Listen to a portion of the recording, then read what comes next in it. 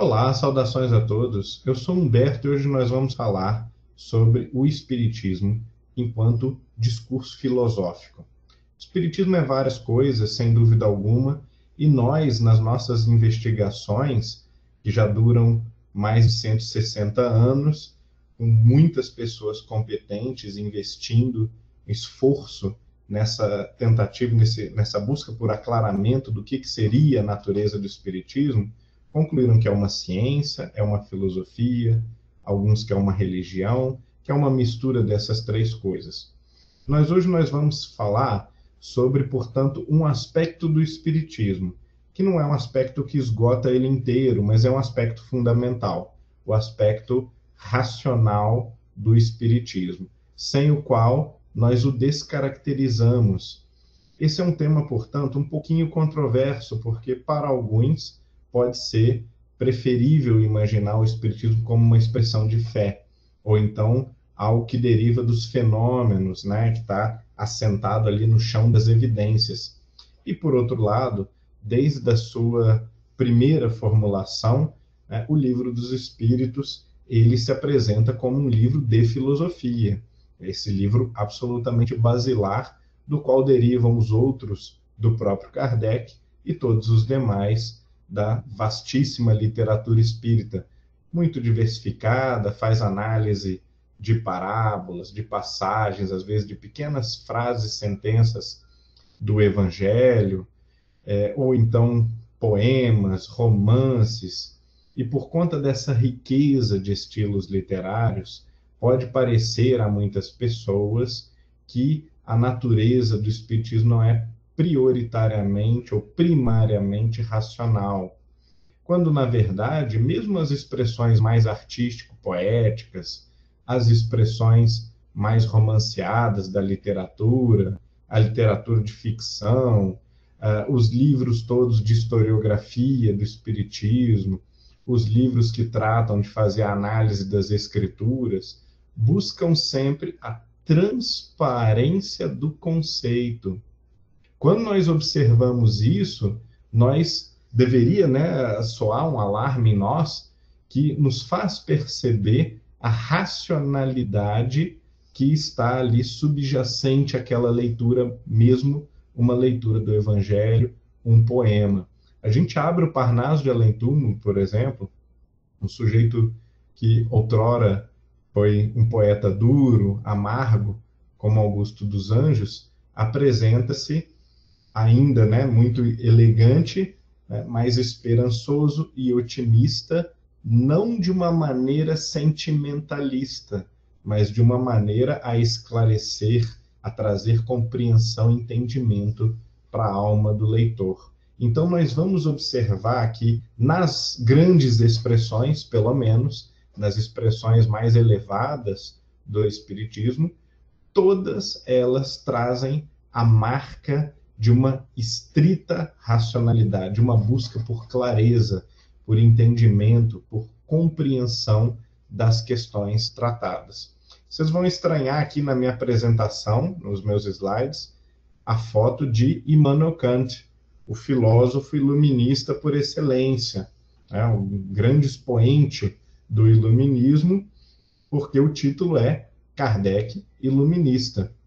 Na tentativa de explicar ou de aclarar por que é que o espiritismo é racional, ou é um tipo de discurso racional, entre outras coisas, mas talvez acima de todas as coisas, um discurso racional, nós precisamos entender o ânimo da época e a forma com que Kardec se apegava ainda àquela corrente vibrante de pensamento que foi a corrente iluminista, né, período iluminista, ou movimento iluminista, foi um movimento de contestação das autoridades religiosas e políticas, foi um movimento de transmissão, ou de, para usar uma palavra bem moderna, né, de empoderamento, ou de promoção da autonomia dos indivíduos daquele período, um movimento de valorização da ciência, com os defeitos e as idiosincrasias da época, mas que já na época de Kardec vinha sendo substituído por uma outra mentalidade, às vezes mais romântica ou de crítica à racionalidade e à ciência. Contudo, embora Kardec também partilhasse dessas críticas, ele era um inconfundível, né, e um indisfarçável admirador do iluminismo. Nós vamos talvez não encontrar citações explícitas com muita facilidade, mas nós podemos ver que de cima a baixo Kardec é um pensador e um escritor que tem aquele momento em alta conta, né? Mesmo em relação a mentes ou a personalidades que tinham grandes defeitos, como por exemplo a de Voltaire, ele vai sempre se referir a essas personalidades do iluminismo com uma enorme reverência de quem de fato via nesse período um período de grande luz, né, de clarão, de explosão, de pensamento livre e desimpedido, que queria seguir adiante, que queria o progresso. E esses traços de progressismo, de racionalismo, de valorização do sujeito, da autonomia, do pensamento individual, da preocupação com as questões sociais e uma luta ferrenha contra todas as formas de autoridade e opressão ilegítimas, né? Autoridades ilegítimas, esses traços eles vão estar muito presentes na obra de Kardec. Então, a primeira consideração que eu queria fazer sobre Kardec e o Espiritismo é justamente essa, de que ele vem embalado por uma cultura iluminista. Num artigo que nós escrevemos no livro Espiritismo em Perspectiva, o artigo intitulado Matrizes Filosóficas do Espiritualismo Moderno, nós tentamos enfatizar exatamente isso. Quais eram exatamente os autores e as correntes filosóficas que potencialmente influenciaram Allan Kardec? Uma coisa que influenciou claramente Kardec era a mentalidade da época de se reconhecer não mais pessoas, expoentes. Embora Kardec falasse muito desses gênios da humanidade, ainda usasse o conceito de gênio, que era um conceito mais enfatizado 50 anos antes, ele, na prática, pensava segundo o conceito de constelação de autores. O conceito de constelação, ele tem uma cunhagem antiga, mas ele foi popularizado por um filósofo alemão mais recentemente, chamado Dieter Heinrich. E esse pensador, historiador também da filosofia, ele vai dizer o seguinte: naquele período, percebeu-se que as grandes transformações não eram operadas por pessoas isoladas, mas por ligas de pensadores, de intelectuais, artistas, políticos, que, em conjunto e influenciando-se uns aos outros, formavam uma espécie de constelação. O que é uma constelação? É uma figura, uma forma que a gente vê no céu e que tem um significado próprio mais rico do que o significado das estrelas individuais. Aquilo que é real é a estrela, né? O corpo luminoso, são os gênios, são os espíritos. Mas as constelações são as formas da cultura, são as expressões do pensamento coletivo de uma época, e nós podemos dizer que o pensamento de Kardec, portanto, ele se insere no quadro maior ou na constelação dos pensamentos iluministas, romântico, positivista e outros que eram comuns ao seu tempo. Aquele momento vivia um processo de transformação, de ebulição da ciência. Embora nós estudemos, às vezes, né, na escola ou na faculdade, que a ciência surge com Galileu, Descartes e Bacon, a bem da verdade, esse método científico ele só se consolida como ciência moderna ainda 100 anos depois de Newton, né? Ou seja, 200 anos, ou aproximadamente 200 anos depois de Descartes, Bacon e Galileu. Então,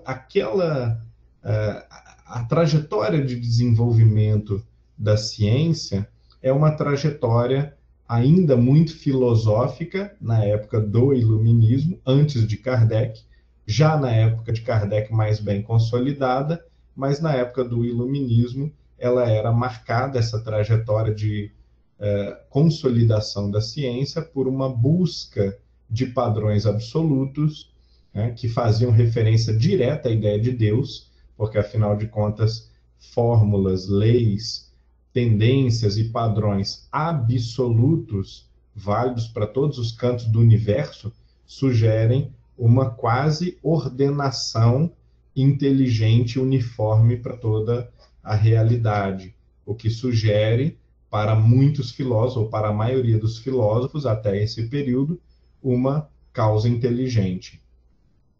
A ideia de causa e efeito era uma verdade incontestável.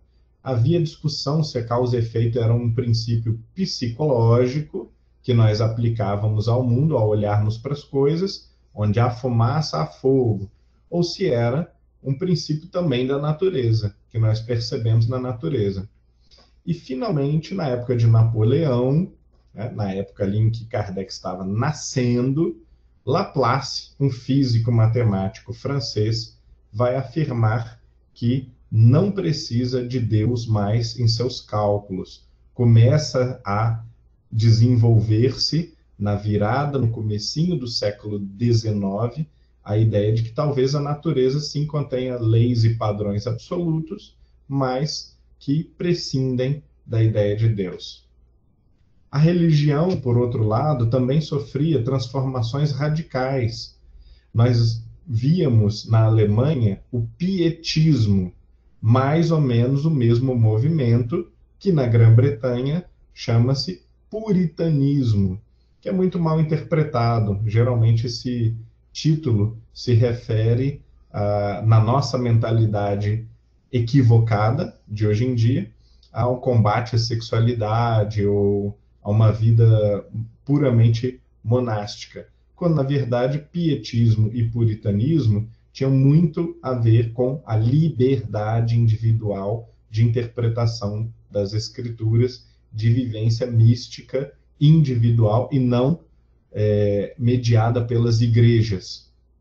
Nesse período, alguns escritores muito importantes, como Fenelon e Lessing, Fenelon, inclusive, depois de falecido, desencarnado, é um espírito que se comunica frequentemente com Allan Kardec, e nós podemos desconfiar, né, que essa índole iluminista e também a vertente religiosa do iluminismo tem a ver com a Falange do Consolador, porque há muitos espíritos desse tipo, Lamennais e outros tantos, Rousseau. Esses dois pensadores, eles são exemplos de uma tentativa de racionalização da religião e da teologia, da doutrina religiosa, que à sua época era ainda completamente ditada pela força da autoridade das igrejas. Um exemplo muito clássico é o romance de Lessing, Natan, o Sábio. Eu não vou ter tempo aqui de contar a história do livro, mas o livro basicamente fala de um pai, que era um rei, e que não queria que os seus 3 filhos brigassem pela coroa. Então, ele, ou de fato tinha um anel mágico, ou ele inventa que tinha um anel mágico, que esse anel mágico ele iria doar ao portador toda a dignidade, toda a pureza de que o governante precisaria. E aí ele disse, olha, eu fiz 2 cópias e vou distribuir para vocês, meus filhos, o anel mágico e 2 cópias falsas. E vocês não saberão quem é o portador do anel que torna o indivíduo digno de ser o governante. Portanto, vocês devem viver conforme essa expectativa de serem dignos do governo. Aquele que se mostrar mais digno está com o anel mágico. E ele, através desse expediente, o rei conseguiu que os 3 filhos se esforçassem ao longo da sua vida para serem os 3 dignos. E aí Lessing vai fazer a seguinte comparação. As religiões, as grandes religiões, como judaísmo, islamismo e cristianismo, são como esses anéis que o Pai, Deus, entregou aos seus filhos, não querendo que os filhos nem brigassem e nem ficassem desamparados, né, de uma mensagem de estímulo. Deus entregou aos três mensagens de ânimo, sendo que uma dessas mensagens pode até ser uma mensagem que tem poderes especiais para salvar as almas, mas o mais importante não é isso. O mais importante é que cada filho de Deus se esforce dentro da sua realidade, dentro da sua cultura, dentro do seu padrão moral, psicológico, evolutivo, para buscar a perfeição, buscar a dignidade. E Lessing, nós sabemos também, foi o introdutor, né, na cultura ocidental europeia da ideia de reencarnação. Pensador bastante importante por introduzir na filosofia e na teologia iluminista daquele momento a ideia da reencarnação, influenciando fortemente vários outros autores, como, por exemplo, o Immanuel Kant, aquele da foto que nós vimos pouco antes, e também um poeta muito famoso chamado Goethe. Com, novamente, Immanuel Kant e sua filosofia transcendental, relativamente subjetivista, embora ela falasse de exatidões lógicas, mas essas exatidões estavam radicadas no caráter da inteligência humana, ele opera uma profunda espiritualização da filosofia. Muitos pensadores, muitos historiadores atuais não entendem esse processo como um processo de espiritualização, mas os discípulos imediatos de Kant, pelo menos, assim entenderam. Um desses discípulos, que se chama Johann Fichte, por exemplo, cunhou o conceito de uma ciência da religião, ou seja, de que a religião deveria ser estudada como uma ciência e não mais como uma fé cega a que se obedece. Outro discípulo de Kant, chamado Reinhold, ele vai cunhar o conceito de filosofia da religião, ou seja, buscando o nome que já existia um pouquinho antes, ele vai reciclar esse nome para dar a esse nome o significado de estudo racional e sistemático da mensagem religiosa. Inclusive, essa religião filosófica ou racional, ela seria uma religião mais seca, mais magra, se comparada à religião da Bíblia, do Corão ou de outros livros sagrados. Ela consistiria basicamente em falar de Deus, da imortalidade da alma e da reforma moral dos sujeitos, do dever moral. Bom, vamos aqui citar muito brevemente de que outras maneiras Kant e a sua filosofia operaram uma espiritualização do pensamento da época ao final do Iluminismo. Para começar, ele diz que o sujeito é ponto de partida de todos os exercícios mentais. Quando você sente, quando nós pensamos, quando você especula, quando se lembra, quando sonha, qualquer que seja o fenômeno mental, isso muitos outros pensadores, desde Sócrates, já haviam observado, você está em todas as ocasiões exaltando o protagonismo da mente, do sujeito em todos esses fenômenos. Ora, portanto, o que nós conhecemos, aquilo que nós pensamos, sentimos, lembramos, intuímos, está essencialmente ligado à ideia de um espírito, de uma mente, de um sujeito puro pensante, um sujeito de pensamentos, um sujeito de sentimentos, um sujeito de sensações. Logo, a filosofia materialista, que afirma que nós viemos da matéria, ela não pode senão ser um erro de compreensão filosófico e até mesmo alguns discípulos de Kant vão dizer, por exemplo, Fichte vai dizer isso, é uma irracionalidade. O que é que o materialismo constituiria um tipo de irracionalidade ou de contrassenso completo?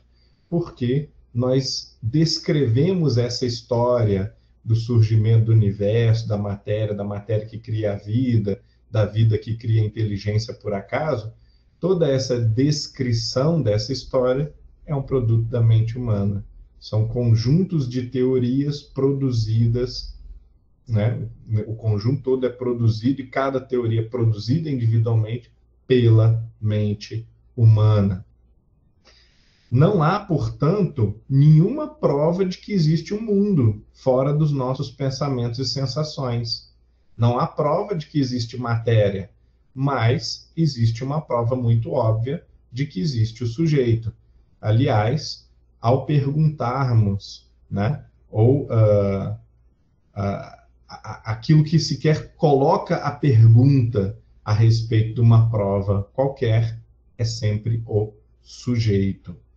Por fim, na questão ético-moral, a filosofia de Kant vai propor que os nossos valores, o nosso comportamento e até mesmo a lei moral que regula na nossa consciência o comportamento correto depende inteiramente de um pensamento racional sobre a ordem cósmica. Isto é, Kant vai dizer que todos os seres inteligentes reconhecem a necessidade de um Deus e que sem esse Deus nós não poderíamos sustentar comportamento ético. Logo após o iluminismo, chega um novo movimento chamado romantismo. Hoje em dia nós não temos uma boa compreensão desse movimento. Muitas pessoas associam a palavra romantismo às novelas, né, namoro, quando na verdade o romantismo ele é um movimento de sentimentalismo ou de valorização das emoções, não em contradição com a razão.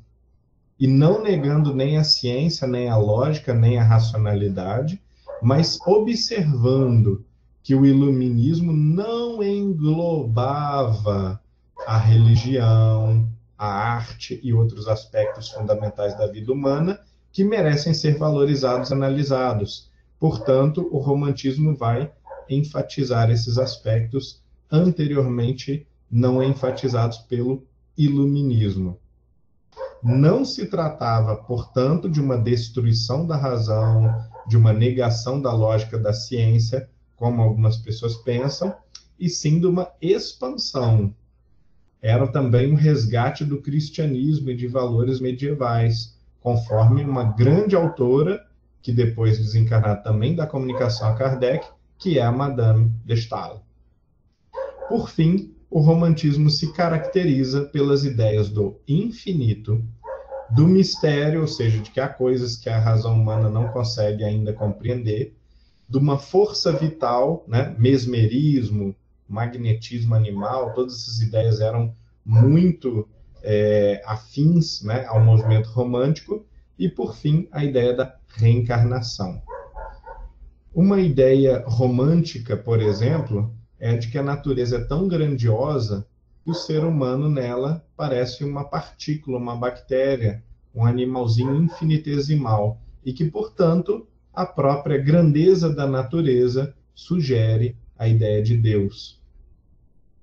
Também era comum aos românticos a ideia do sobrenatural, do mundo espiritual, de forças fantasmagóricas, oníricas, né, da força dos sonhos e do inconsciente na vida humana. Então, nós vamos ver nessa época amplas referências literárias à pintura, à música, né, com respeito a seres mitológicos do mundo dos sonhos, de fadas e coisas parecidas, também muito a espíritos.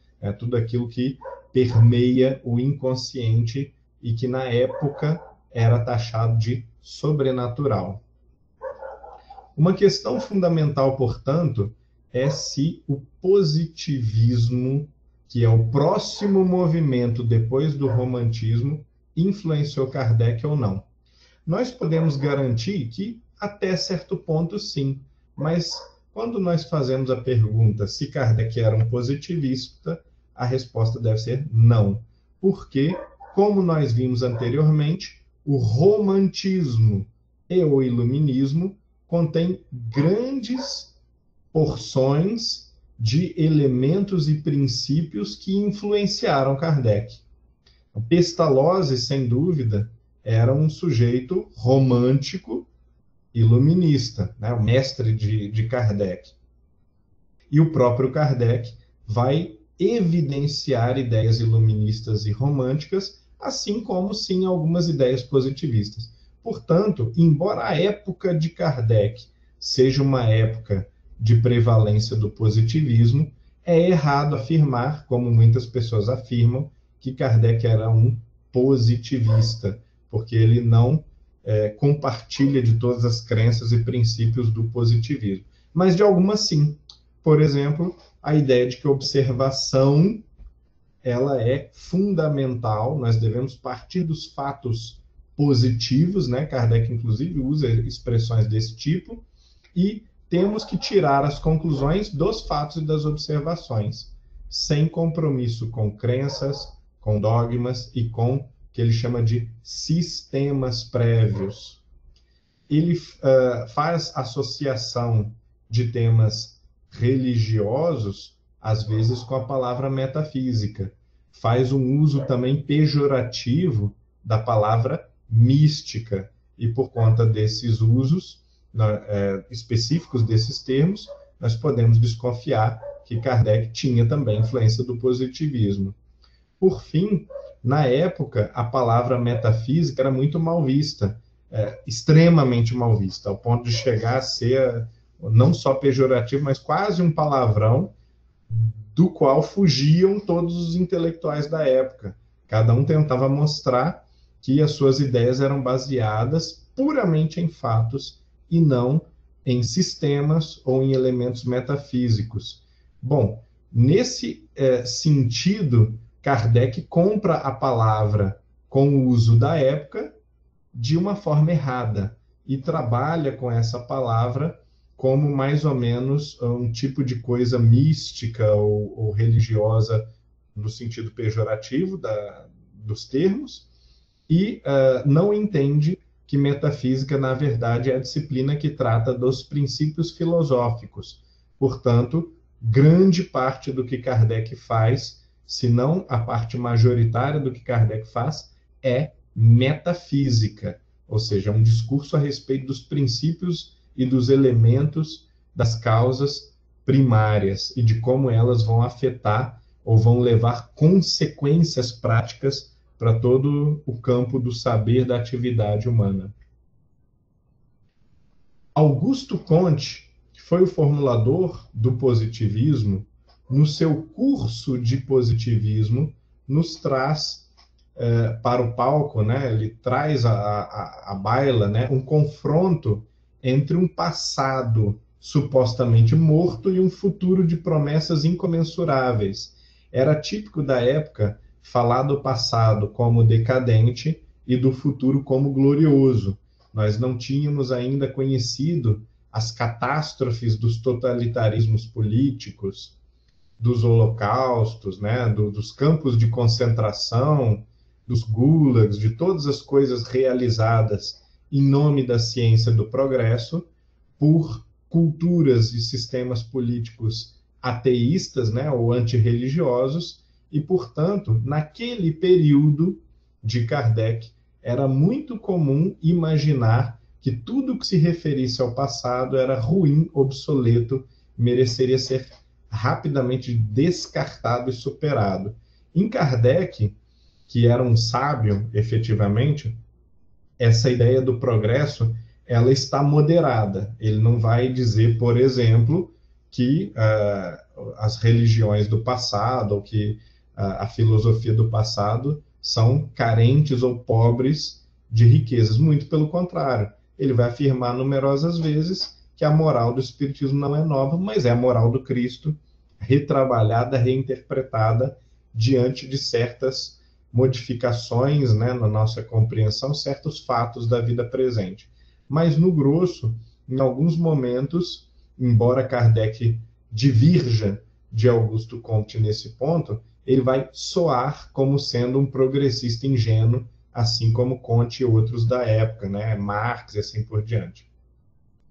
Comte também mostra uma preocupação muito grande com um estado de apatia e confusão teórica, uma discussão puramente teórica. Nós falamos muito disso no movimento espírita, na literatura espírita, que essa discussão teórica que distancie das tarefas práticas de criar um homem bom, uma sociedade melhor. Então, nós devemos, segundo Comte, nos ocupar dos efeitos das teorias e não ficar esgrimando a respeito de teorias infinitamente. Nesse sentido, sim, Kardec e Comte são bastante parecidos. Por fim, Comte dizia que a humanidade era dividida basicamente em 3 fases: a fase teológica da Bíblia, a fase metafísica de Platão, por exemplo, de Aristóteles, e a fase positiva ou da ciência. Ele dizia basicamente o seguinte, que as 2 fases anteriores tinham que ser abandonadas em favor da nova fase científica, como se não fosse possível conciliar religião ou filosofia pura com ciência. Então, esse ímpeto progressista da época e cientificista da época, ele influenciou um pouco Kardec, mas é muito óbvio que Kardec não compra essa ideia, porque ele apresenta um pensamento, um conjunto de ideias e um conjunto filosófico que valoriza muito a religiosidade humana, a fé, vista, na verdade, de uma nova forma, sob uma nova perspectiva, e também a filosofia em si mesma, uma filosofia propriamente espiritualista. Outro movimento, quarto movimento que nós podemos citar que influenciou Kardec foi o espiritualismo francês.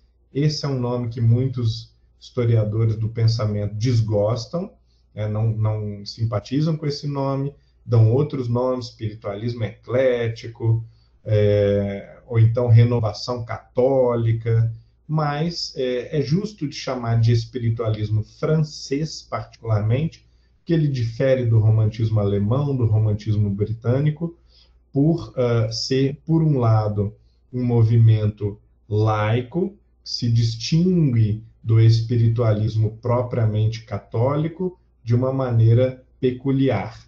E também porque essas peculiaridades do pensamento francês fazem com que esse espiritualismo não seja exatamente equivalente ao romantismo dos outros países. Bom, um autor que se comunica bastante com Kardec depois de desencarnado é o nosso bem conhecido Lamennais. Lamennais, em vida, ele produziu um poderosíssimo ensaio sobre a indiferença, sobre a apatia em matéria de religião. Esse livro vendeu 40 mil exemplares. Imaginem vocês um mundo, uma sociedade em que a França da época tinha aproximadamente, vamos dizer assim, a população do estado do Paraná. E outros países da época tinham muito menos população também. A França já era um dos países mais populosos, mais ou menos com a população do estado do Paraná. Então, vender 40 mil cópias num mundo muito mais pobre e com muito pouca população comparado com o mundo de hoje, é um feito prodigioso. E esse livro, inclusive, de um padre que depois foi até excomungado pela igreja, então não era um padre ortodoxo, era um sujeito assim muito ímpar. Esse livro ele foi apontado como tendo realizado muitas conversões de corações da indiferença, do ateísmo, para de volta ao cristianismo ou a algum tipo de espiritualismo. Também François Chateaubriand, um autor muito famoso da época, escreveu uma pérola do romantismo ou do espiritualismo francês, como queiram, que é o gênio do cristianismo.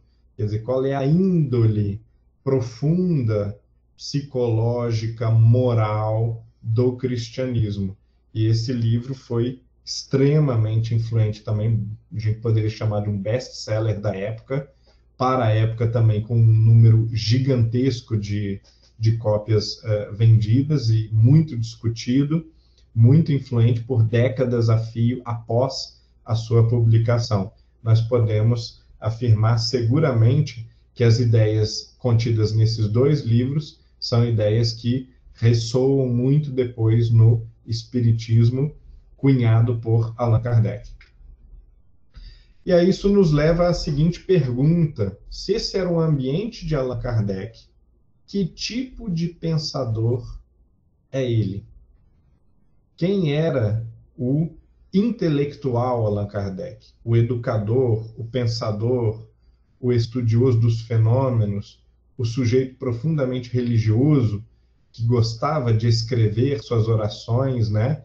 Corrigir e melhorar as orações para que elas ficassem mais bonitas, mais perfeitas, né? Nós agora, através do Projeto Kardec, na Universidade de Juiz de Fora, temos 3 acervos diferentes de cópias de cartas de Kardec para outras pessoas, de outros documentos, e entre esses documentos nós estamos constatando, assim, com muita surpresa, que Kardec escrevia numerosas dessas orações.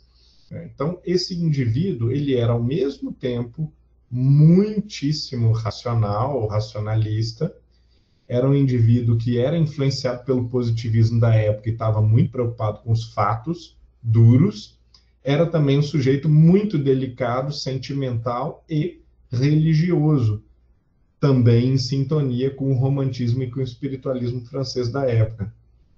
Então, essa figura tão multifacetada, profunda e enigmática exige de nós outros um aprofundamento maior no estudo da sua história, do seu contexto, para que nós possamos compor o quadro dos seus diversos talentos, das diversas potencialidades, faculdades da sua alma. Vamos fazer aqui, então, um resumo da filosofia espírita, ou da filosofia de Kardec. Claro que Kardec enfatiza muitas vezes que a filosofia não é dele, a filosofia é dos espíritos, e, entretanto, muitos outros pesquisadores, em contato com os mesmos espíritos, em contato com grandes médiums, não foram capazes de absorver dos fenômenos mediúnicos essa mesma filosofia. Então, nós podemos dizer que ela é a filosofia dos espíritos / Kardec, né?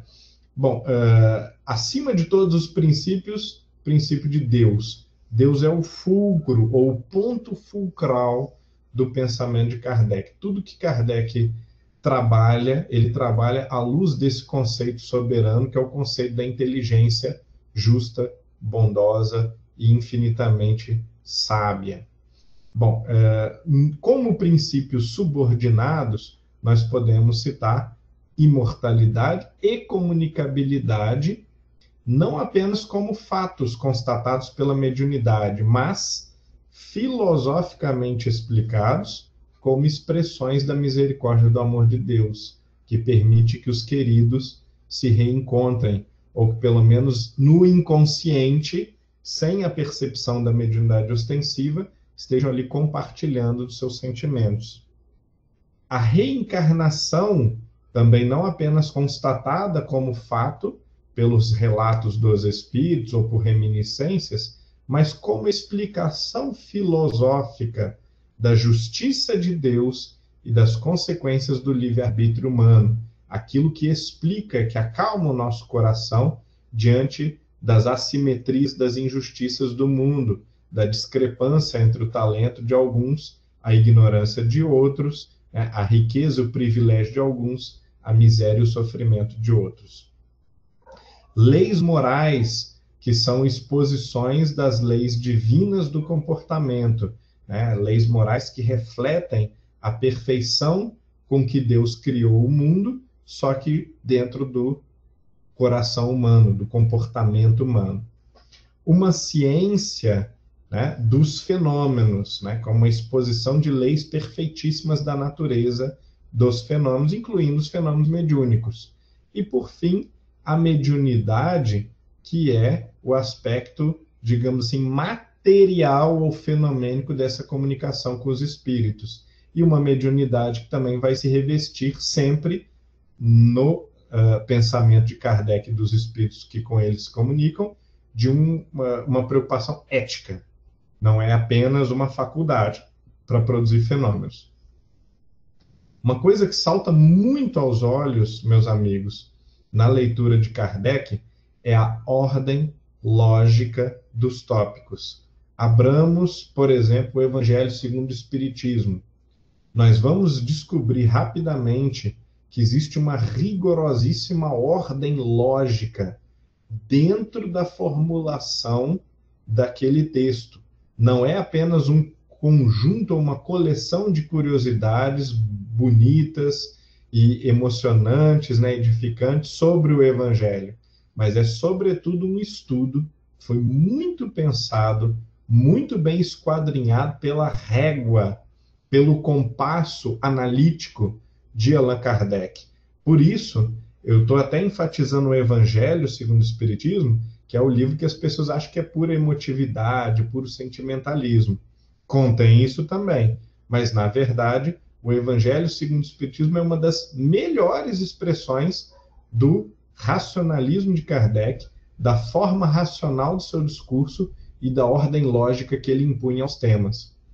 Por exemplo, vamos à introdução, nós vamos ver que na introdução nós temos Sócrates e Platão como precursores da ideia cristã e do espiritismo. Não apenas do espiritismo, mas também o cristianismo.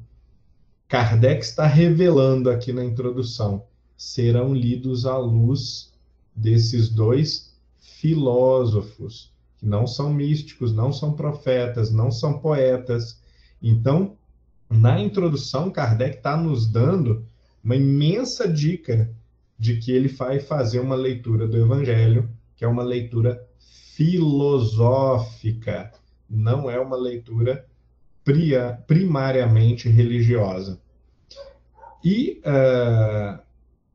ele até faz referência a Sócrates como alguém que foi ridicularizado por defender que a razão conduz à ideia de imortalidade.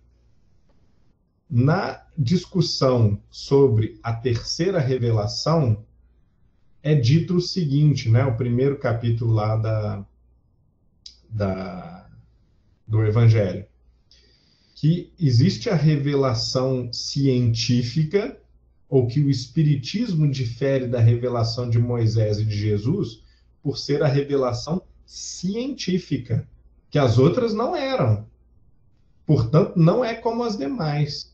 Mas, palavras dele, o Espiritismo é ciência nova que vem revelar aos homens, por meio de provas irrecusáveis, a existência e a natureza do mundo espiritual e suas relações com o mundo corpóreo. Então, ele aqui está fazendo uma apresentação do Espiritismo não como uma terceira de 3 revelações religiosas.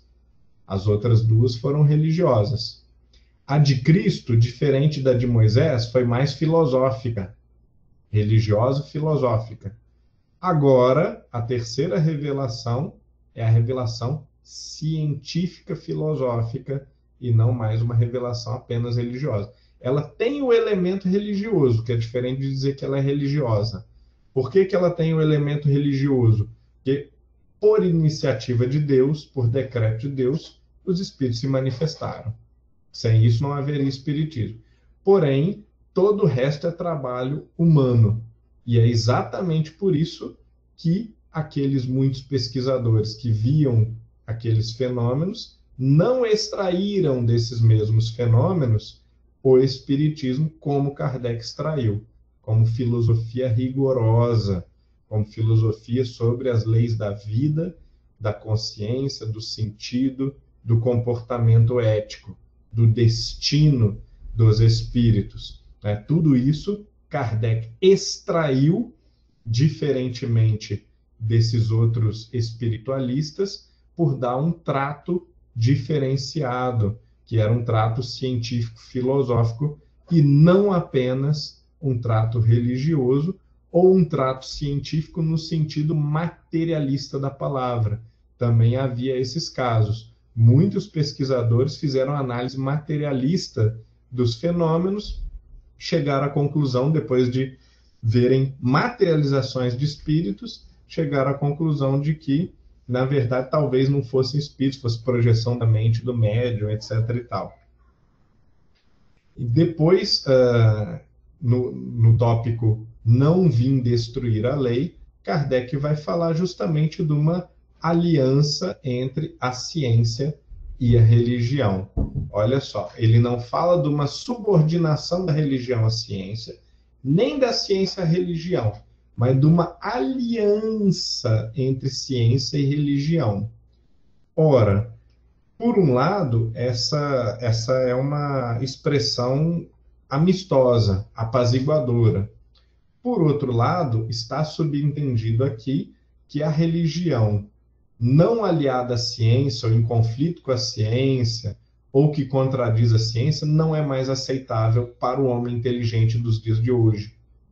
Então, a nossa exposição do espiritismo também, ela precisa lembrar às criaturas que ela é uma exposição de uma certa religiosidade à altura da era científica. Nós não podemos mais fazer uma pregação espírita ou um sermão espírita que seja puramente sentimentalista, religioso, de uma fé razoavelmente cega ou, na prática, cega, porque esse tipo de pregação ele pode até ser persuasivo ao homem velho, mas não será persuasivo ao espírito moderno, às gerações mais jovens, que vão cobrar coerência, liberdade de pensamento, dinamismo. E aí Kardec vai concluir: ciência e religião são as duas alavancas da inteligência humana. Não convém ter uma só. Uma revela as leis do mundo material, incluindo a mediunidade, tá, gente? A mediunidade é matéria da ciência e não da religião. A outra, do mundo moral. Aqui, claro, influencia também a mediunidade na medida que a moralidade influencia a mediunidade. Mas, no geral, os assuntos, entre aspas, religiosos ou espirituais, eles seriam os assuntos propriamente morais, né, das leis morais. Tendo, no entanto, essas duas o mesmo princípio, que é Deus, não podem contradizer-se. Ou seja, em nenhum momento religião e ciência podem contradizer-se.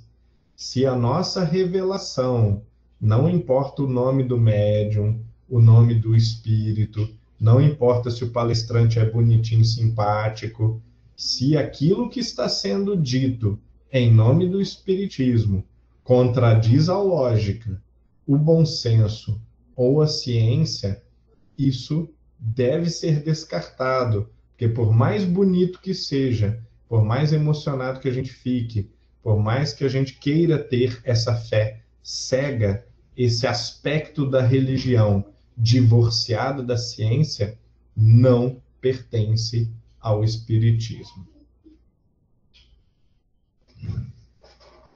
São chegados os tempos, portanto, em que os ensinamentos do Cristo têm de ser completados. Olha a audácia, a coragem com que Kardec fala dos ensinamentos do Cristo.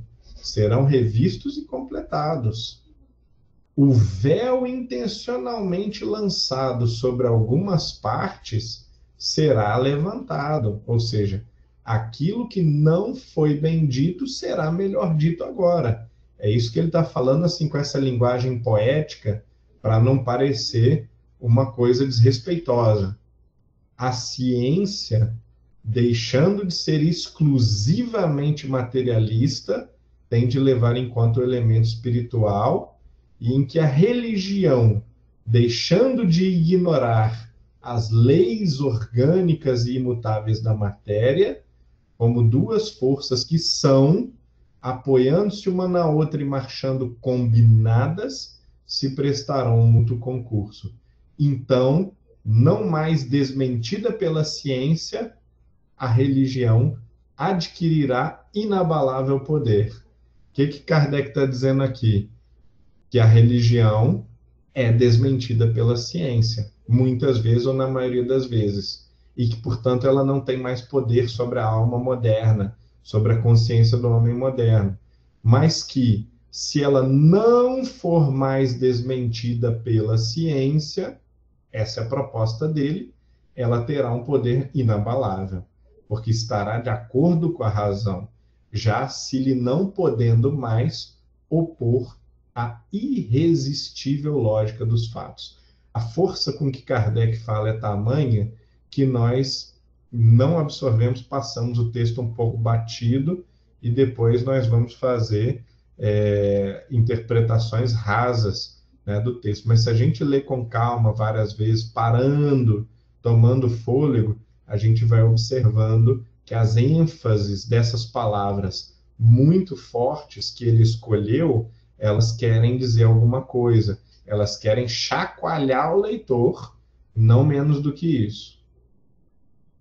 Aqui eu deixo para completar, tá? Meu último slide, uma degustação para quem gosta de lógica, de matemática, para os engenheiros, para as pessoas que gostam das harmonias da forma. Vejam esses 6 capítulos, como que eles compõem praticamente tríades perfeitamente conectadas, com um par de opostos e um elemento que coroa, que completa como se fosse o elemento alto do triângulo, né? o elemento que verticaliza e sintetiza os opostos. Meu reino não é desse mundo. Todo mundo entende que está falando de um reino espiritual, entende? Aí o gênio de Kardec, a genialidade de Kardec, coloca do lado desse meu reino não é desse mundo, há muitas moradas na casa do Pai. Uma outra afirmação de Jesus que vai afirmar que não há um reino, mas há vários outros reinos. E aí parece uma contradição, né? Tem um ou tem vários? Aqui nós temos a síntese dessa contradição. Ninguém poderá ver o reino se não nascer de novo. Ou seja, é preciso passar por múltiplas experiências. Então, chame você o reino de Deus de uma morada superior ou de um estado de consciência que você adquire migrando por essas várias moradas, o que interessa é que é preciso nascer de novo, é preciso ter múltiplas experiências, passar por várias moradas para se chegar numa morada privilegiada ou numa morada da consciência, que é o reino. Outros 3 capítulos, né? Bem-aventurados os aflitos. Bem-aventurados os aflitos enfatiza o quê? Coitados dos que sofrem, serão elevados os que padecem, né, de sede de justiça, os que estão desprivilegiados, assim por diante, né? Serão buscados aqueles que não estão sãos, mas sim doentes, que precisam de médico. Complementando essa ideia, vem a ideia oposta, do Cristo Consolador. Então, para o aflito, o Consolador. Parece que o círculo se fechou aqui, não é? Mas o próximo tópico, o próximo capítulo, ele vem quase que como um lembrete de como que a gente concilia o desgraçado e o aflito com o Consolador. Bem-aventurados os pobres de espírito. É através da humildade que alguns podem reconhecer o Consolador e serem, então, só depois disso consolados. Porque sem humildade, nós sequer aceitamos e reconhecemos o remédio que nos há de curar. E nós permanecemos na aflição. Então, eu espero que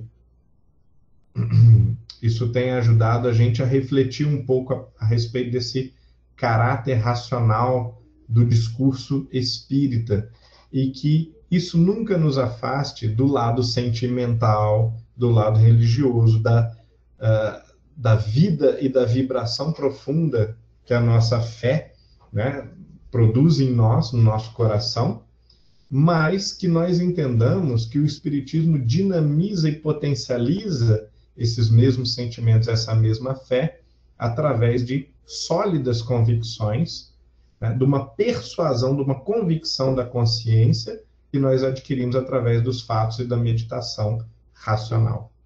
Muito obrigado, forte abraço.